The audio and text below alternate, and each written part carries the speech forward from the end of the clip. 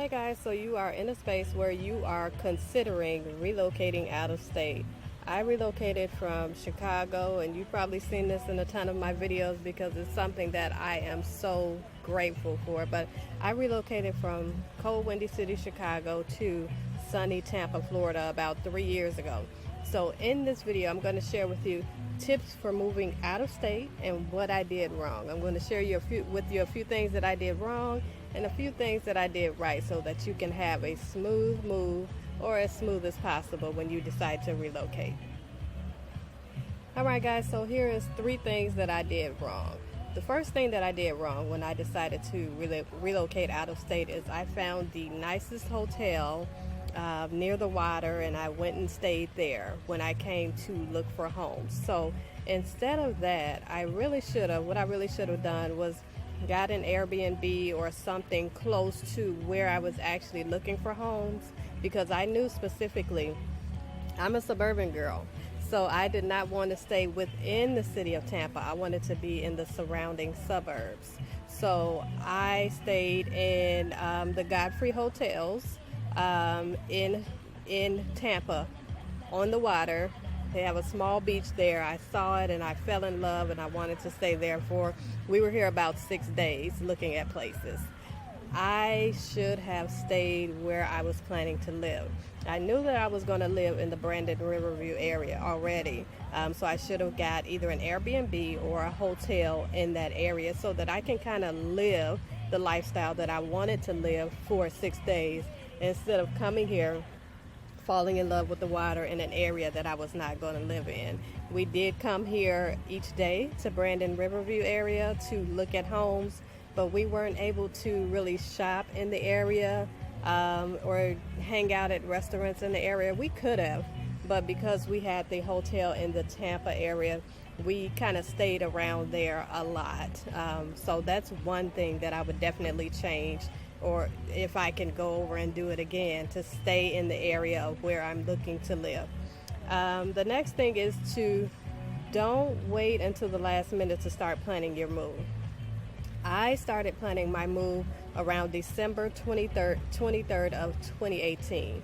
And I started that only because my house went under contract. I didn't start a minute before. I didn't plan.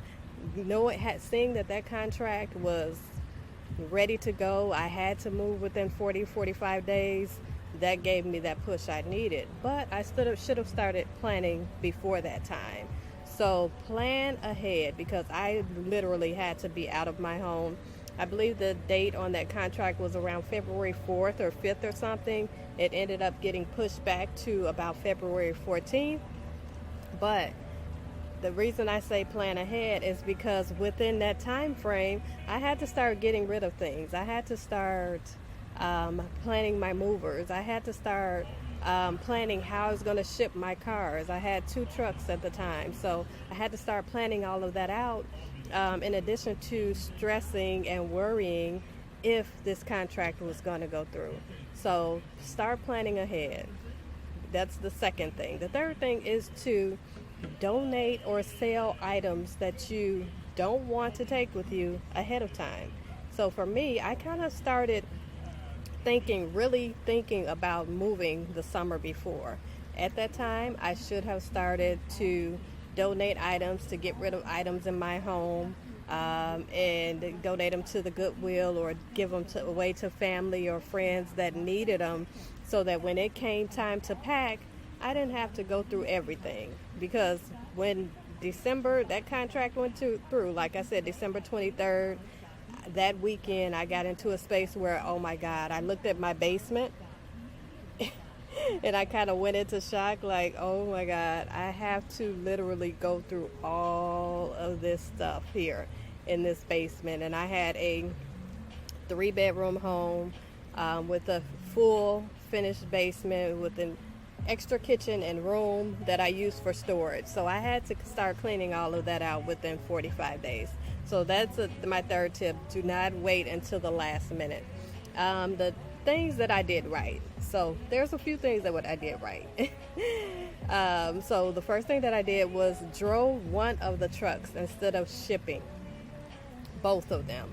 So I ended up driving one of my trucks and shipping the other one. The one to ship, I can't remember the company that I used, so please don't even ask in the comments. It was about $800 to ship it.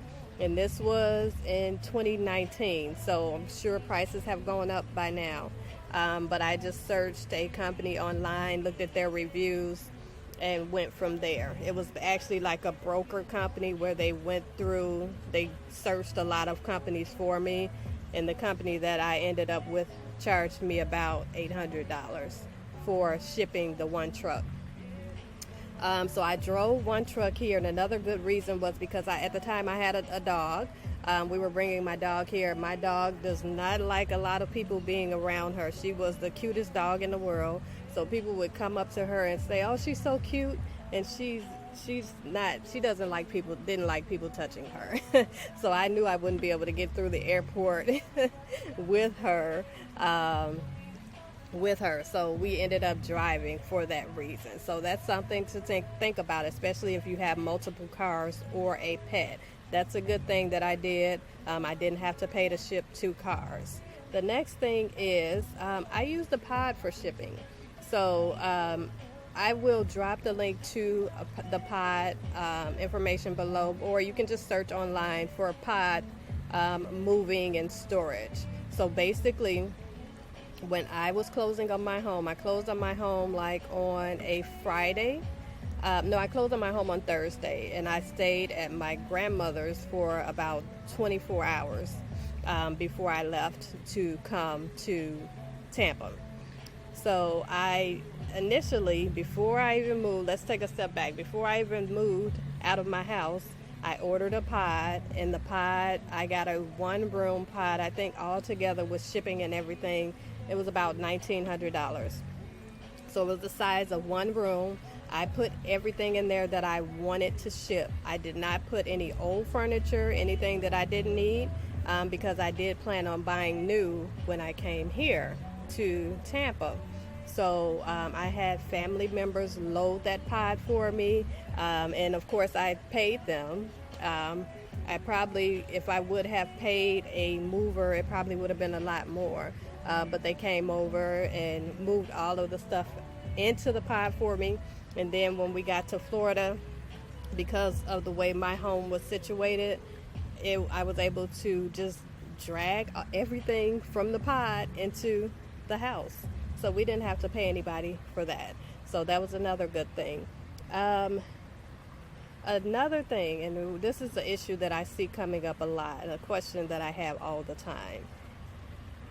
Find places to stay just in case your home is not ready in the new state.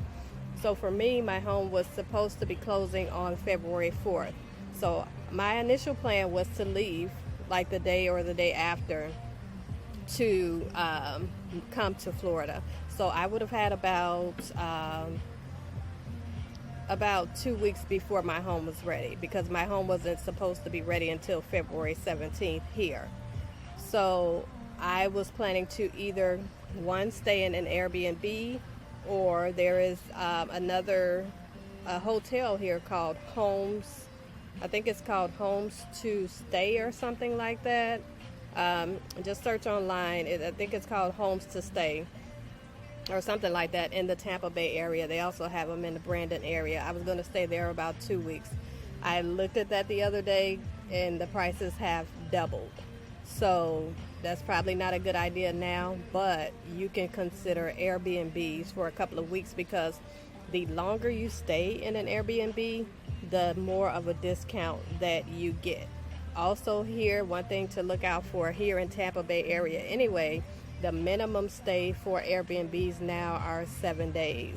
So, I mean, there are some owners that put Airbnbs out there that are less than a day, but it's not really going based on the guidelines. Hopefully they don't get fined soon, but minimum stay is about 7 days. So if you do 7 days, if you're waiting a month, just say, for example, if you're getting a new construction home and you're waiting a month to move into that home, rent an Airbnb out for a month, I had someone renting an Airbnb out in Orlando for about 6 months because they knew that they were going to be moving their job and it was cheaper than doing a month-to-month lease on an apartment.